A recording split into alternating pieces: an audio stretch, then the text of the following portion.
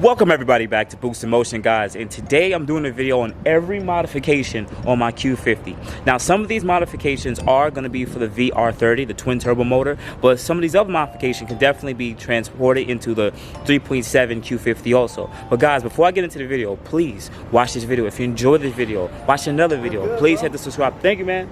Definitely subscribe to the channel and hit the bell notification. But otherwise than that, guys, let's get into the video. Alright guys, so this is one of the most asked questions on my channel. Boost, what are some of the modifications or all the modifications that you've done to your car? And for some of my new subscribers, you guys are new to my channel, so you probably missed out on a lot of DIY videos on me installing different parts, from modifications to make it faster to just cosmetic mods to make it look more appealing and just a good looking car. So let's start off with the aesthetics. Alright guys, so let's start off with the front end, because you guys want to know all the stuff that I purchased, from cosmetics to the modifications I've done to my car. In an earlier this year, my car was rear and pretty much the guy put the car in reverse and damaged the front grille bezel around here area, not this, and also had damage to a fog light insert. Now there's three things that I replaced on this front end, actually four, but let me just start off with the grille itself. I went and got an eBay grill. The fitment was fine, but I didn't like that it came painted all the way gloss black. So what I chose to do is keep the OEM grill. This is the OEM grill mesh, and you can actually transfer these bezels, this outer bezel, onto it. There's usually screws and everything. I have a DIY video on all of this stuff, guys, so definitely check it out on the channel. So I pretty much took the black gloss outside bezel and put it on the OEM grill because I didn't really have any damage to this. And then I also had a damaged fog light insert, which this was actually pretty tough to replace, but it came painted gray already, so it was relatively cheap. Everything's gonna be below, guys, I'm telling you. And I think it goes really great with the gray here, black here, and black here. Now finally, this is an eBay splitter. This is a 3-piece splitter. It was relatively cheap, but one of the things I always talk about is get a eBay splitter. Always look at the material. Make sure that it is a PU or PP material. That is polyurethane. They're relatively easy to bend, but they usually don't break. Now the ABS plastic is the one that usually cracks and breaks, and then you usually lose it because you drive into, let's say, you hit a sidewalk and it cracks and you get upset. So I always would recommend getting a PU and a PP material. Those last quite long. And lastly, on my front end, I live in New York, but there's a license plate holder called Stow and Show. So I also have a DIY install video on this. These brackets are about 80 bucks. Most people like putting their license plate holders there, but I just chose to drill some holes in under here, and I literally just slide my license plate in that way. So it's so much easier, and it takes so easy just to attach, and it has such a clean look. But anyways, let's continue and move forward to the other parts of the car aesthetically that I've done. Now my car is lowered on BC Racing coilovers.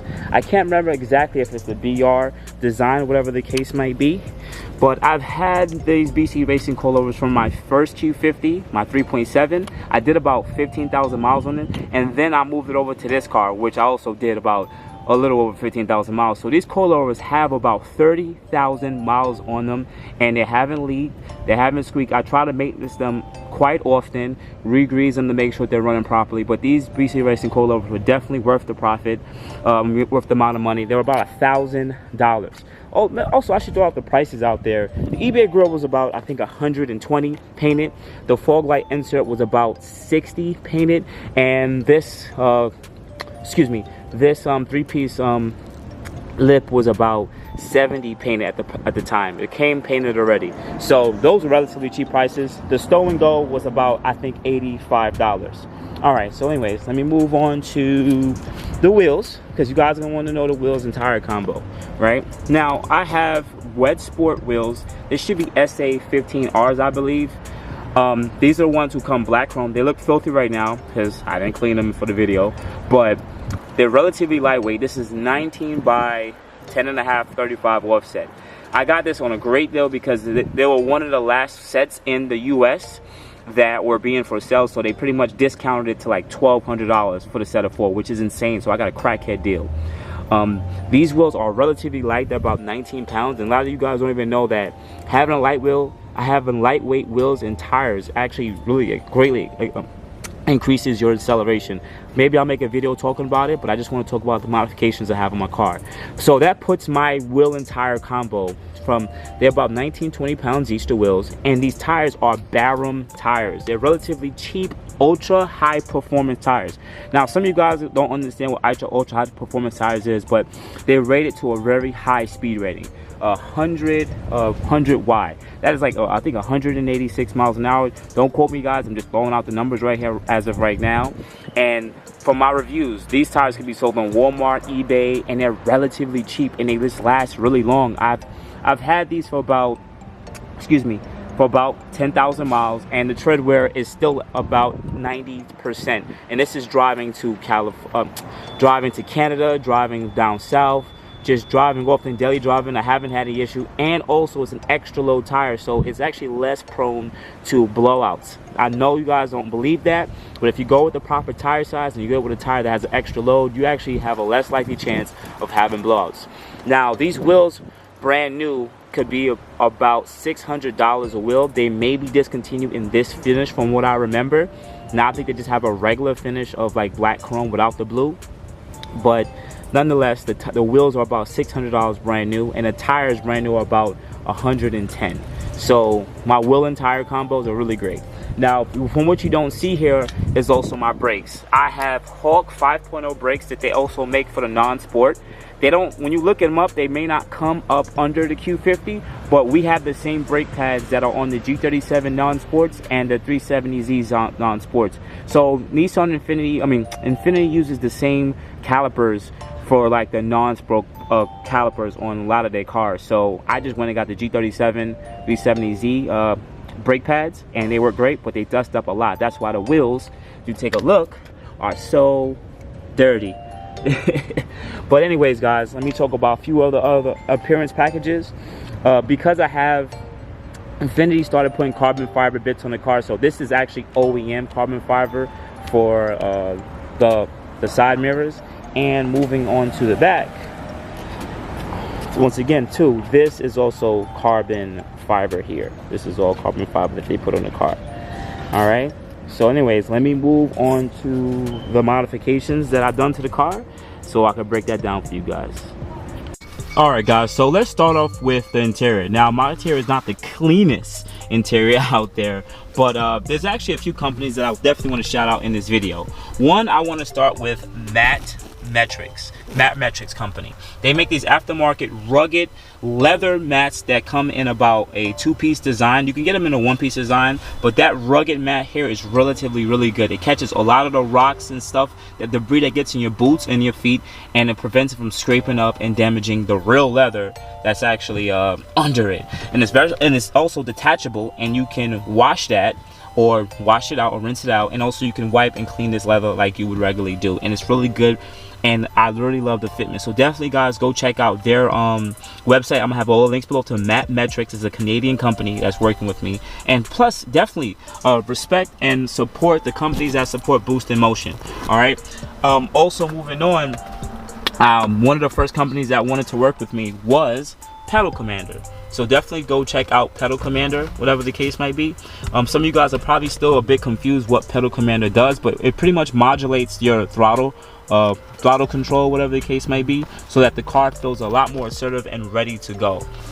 There's another sponsor of this car that they're relatively new.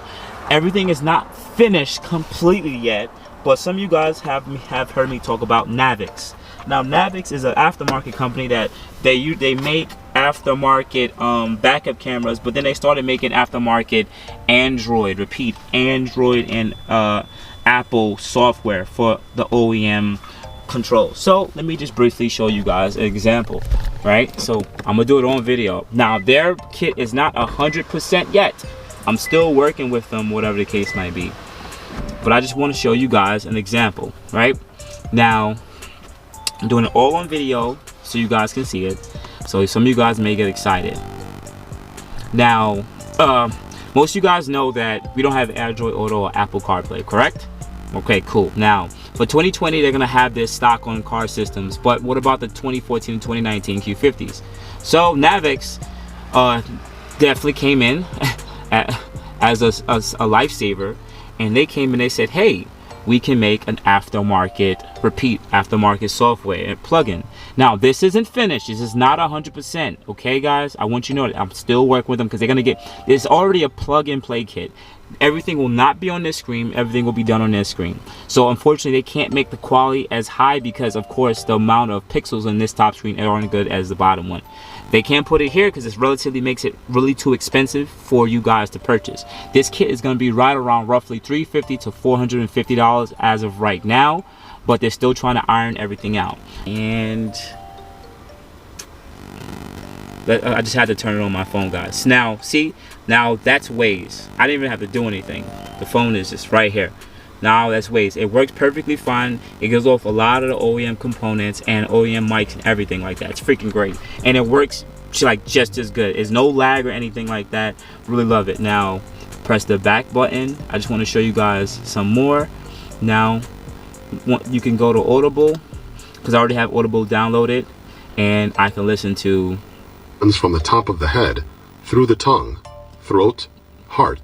See, and it's relatively good. It's actually no lag. Like the stock system has lag, but there's like no lag with this, which I freaking love. You can talk on the phone with it too. Definitely has the same quality because it uses the OEM mic.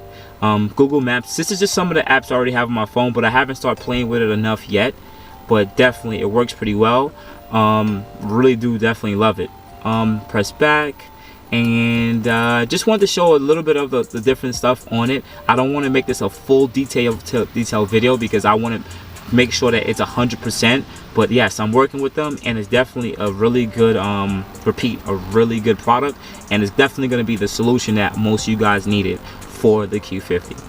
Alright guys, so let's now talk about some of the modifications I've done to my car. Bolt-ons. This is when we talk about putting exhaust mods, intakes, and other few things on the car. Now understand that when I talk about this video, it's necessarily how you're making close to 500 horsepower, not 500 wheel horsepower.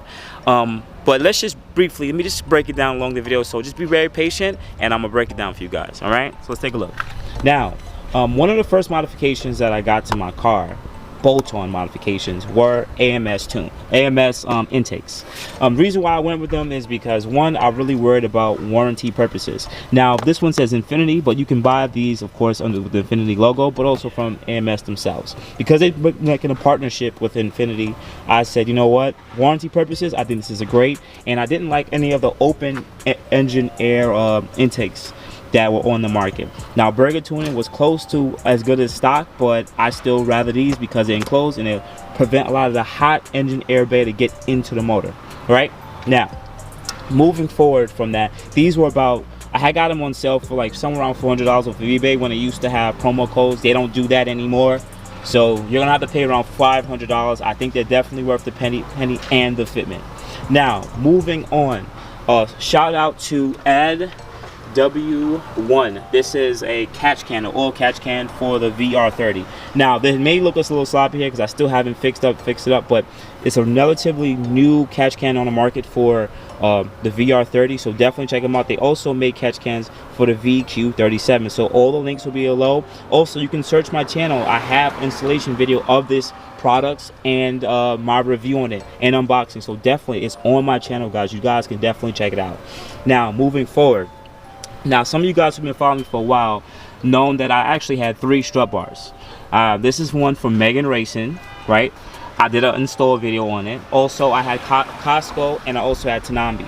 Out of all the 3, I stayed with the MEGEN Racing, not because it's the cheapest. It was about 70 bucks, but also I like the rigidity of it. I don't really like the mounting brackets that much myself, but compared to the Costco, which just has their bar is bendable. This bar doesn't bend, but their bar is very flexible by hand, so I thought they were just an expensive piece. And the Tanambi was very weak, and I didn't like how their brackets look on the Tanambi, so that's why I stick with the MEGEN Racing, because I believe the brackets are pretty solid, the bar doesn't bend, and it's relatively cheap. People don't like my channel being cheap, but hey, guess what, I want you guys to get the most out of your money.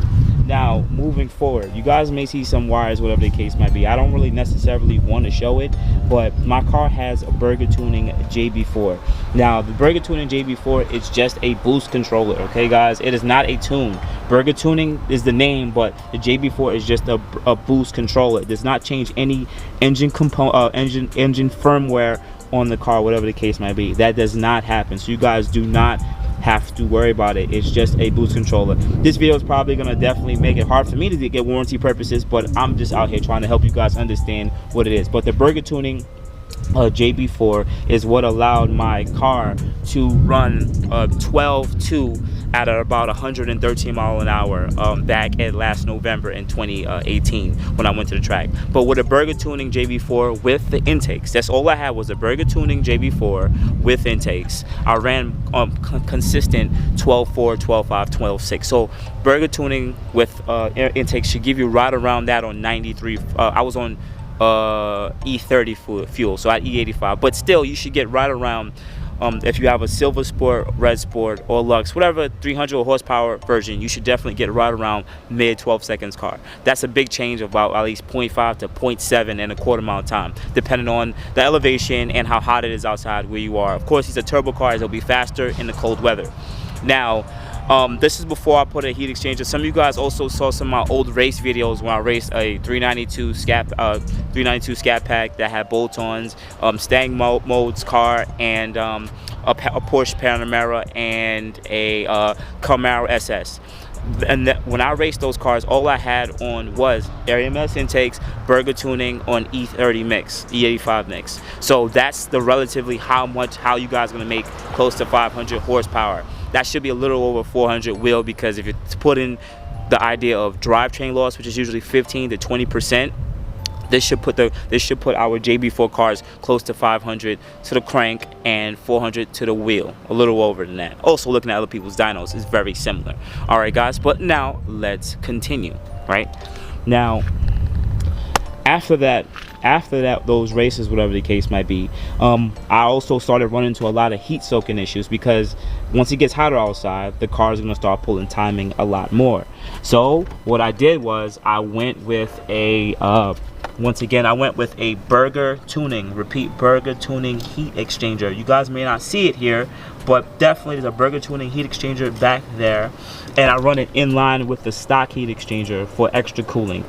This pretty much prevents a lot of the heat soak you guys may get with a lot of heat soak you guys may get for repetitive pulls, because these top mount air cooler, you know, whatever heat exchangers definitely start getting hotter and hotter with all the charge air that comes from the turbos. So having these extra heat exchanger with more fluid makes your pulls more consistent and give you better wheel horsepower. A lot of questions I always get asked is, well, should I get a heat exchanger? Well, it all depends on where you live. If you live in a relatively cold climate, you can get away with it for a few months, but if you're the type of guy who goes to the racetrack often and you want consistent power all the time, then a heat exchanger is something that you need. If you live in a really hot area where it's always 80, 90, 70 and up degrees, you should definitely get a heat exchanger no matter what, because your car is going to keep pulling timing. You're going to have less consistent power, and you guys don't want to run into that. Some of the people are going to ask, all right, so can you give a little bit of the prices about some of the stuff that you just spoke about? Well, the oil catch can, which some of you guys, I didn't even get to explain what oil catch can, but definitely check the video on how to install. But the oil catch can is about $150 brand new. There are other catch cans on the market, but this is relatively the cheapest one on the market right now. The strut bar was about $70. You also, the JB4 was about $470. This is a JB4 full one with Bluetooth. That came about $620. And also you can get fuel wires if you choose to. That's another $30. So that put it at about $650 mod that just plugs in and plugs out in 5 minutes. The heat exchanger was a sponsored video, but the heat exchanger, you have two different versions. You have one that's for $300. You have one that's for $400. So you definitely could check out all the links below to those heat exchangers. I'm gonna try to put eBay links, Amazon links, and links to some of their websites. But as of right now, that's where I'm at when it comes to performance on the front end, when it comes to additional power and cooling. Now let's briefly talk about something I can't even show here, whereas I have MEGEN lower downpipes. I've had these on the car for about 6 months now. They definitely work pretty great. There are other different lower downpipes on the market that you guys can go with, but MEGEN lower downpipes are relatively the cheapest one by at least almost a full 100%. People are gonna ask, this MEGENs are crappy, the quality is crappy.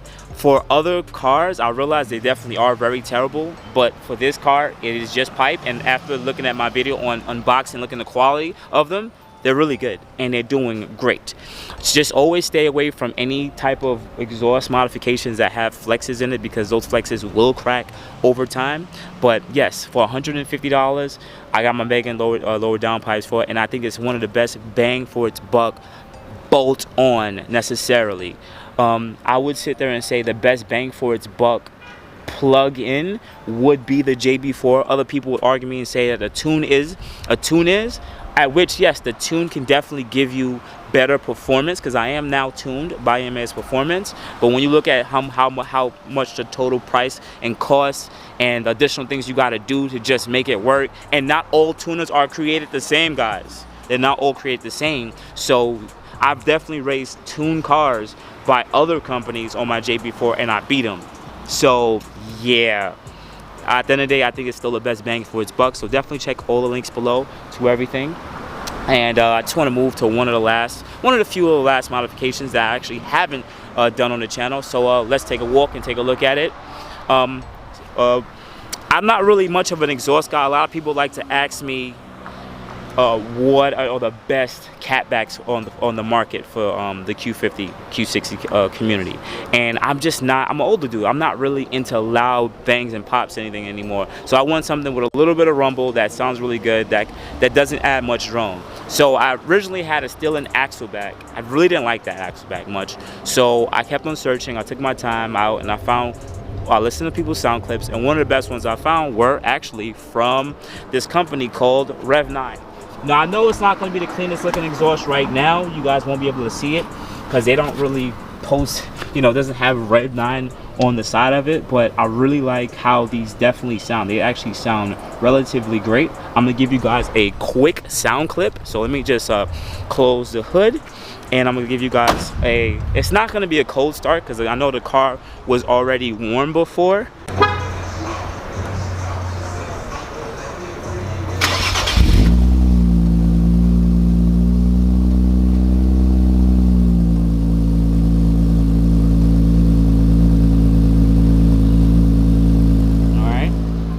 Alright guys, so I'm going to do a separate video talking about that later on, but that AXLEBACK was about $300 brand new that I bought that off of eBay. It was about $300 brand new, and the fitment, just relatively saying right now, the fitment was about 7 out of 10. I did have to make there are some modifications that still need to be done to it, but for the sound that it gives just with lower down pipes, which you already heard a start with it, and aftermarket YPIPE. I also have an aftermarket MEGEN YPIPE. You can definitely go with cheaper YPIPes. There's no issue, no problem. Definitely give that a shot. The aftermarket YPIPE was about $110, and the AXLEBACK was about $300. So all in all, for the exhaust, I'm probably in almost $600. I'm still on stock mid-pipe, so that's probably why it's still relatively quick and doesn't have much drone. So as of right now, based on some of the modifications that I told you guys on my car, I literally have AMS intakes. I have MEGEN lower down pipes. I have MEGEN YPIPE, which I got that modified for cheap. It is for $110, but I actually got it for $40 a long time ago because of an eBay promo coupon that someone was selling it. So I got it for 40 bucks, but it's relatively $110. I have a stock mid pipe. I have the aftermarket Rev9 AXLEBACK, and I was JB4 tuned, and I ran on consistent times of about 111 to 113 miles an hour in decently cold weather on E30 mix with fuel wires, and I put you right around a mid-12s car. Now with the new tune, I'm actually tuned by AMS Performance now. With these modifications, I haven't released a video talking about it yet, but know that I'm not in 12 seconds anymore. I'm definitely 11-second car. And if you guys see some of my videos with higher horsepower cars I race, it seems like my car is definitely a lot faster, and it really definitely is. Some of you guys are gonna ask me, should you go with AMS Performance? As of right now in this video, I can't give you a definitive answer and say yes or no. One, because they're not trying to sponsor the video. Just being honest, they don't want to sponsor the video, and I don't want you guys to go jump and buy tuned from them because of what I say necessarily, because there are other tuners out there that are great and give good really good feedback and really engage on helping you.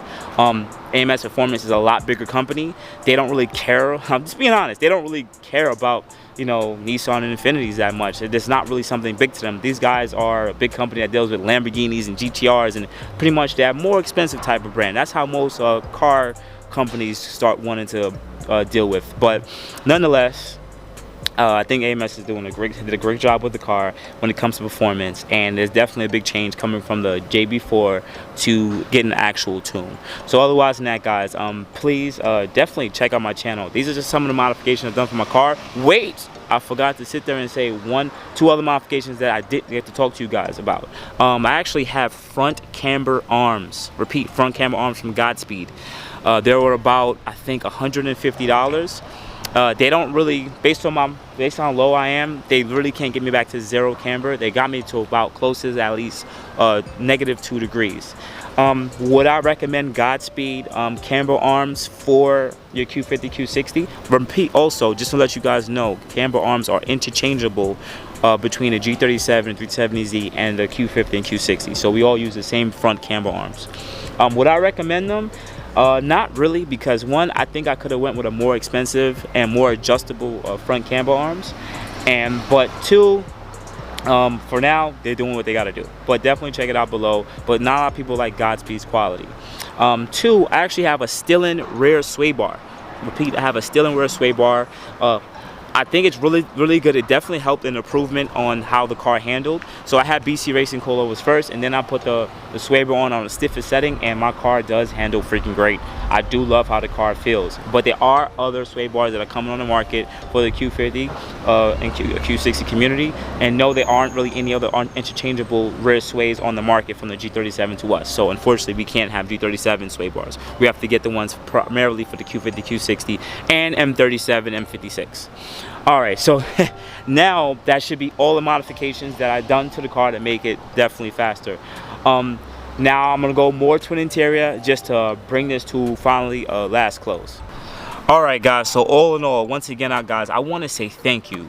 Thank you guys so much. Like, you guys make this journey so great. A lot of you guys contact me at boostinmotion on IG to ask me questions, how I'm doing, and also some of the modifications and what I recommend for you guys to purchase.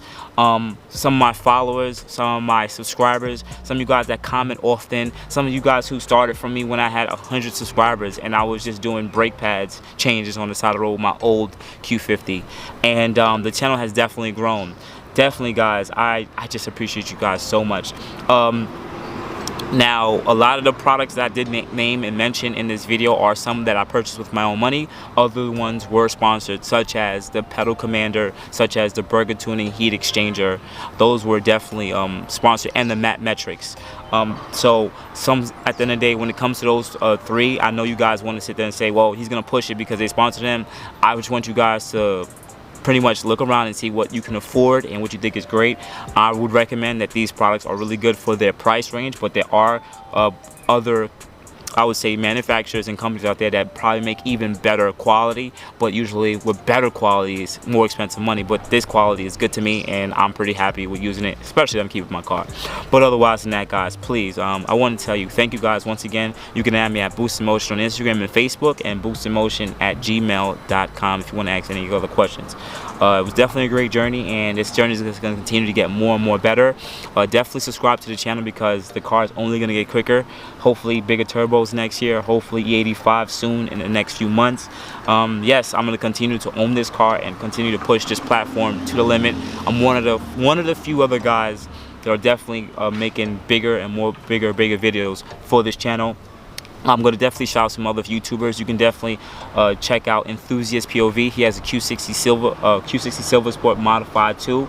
He's also growing INFINITI channel, so definitely support him. Shout out to Speed Culture Studios, definitely growing channel. He has a Q50 3.7. Shout out to my boy Kadro Technologies. He has a Q50 Red Sport, relatively just an informational channel to guys, to just give you guys a lot of the good information that you need. Off the top of my head, I really can't name the other ones. So definitely don't get too upset about me if you're watching right now. I know you guys have other YouTubes. I just can't remember off the head right now, but just appreciate you guys very much. But otherwise than that, guys, you have a good morning, good afternoon, and good night. You guys, you have a good day. Thank you.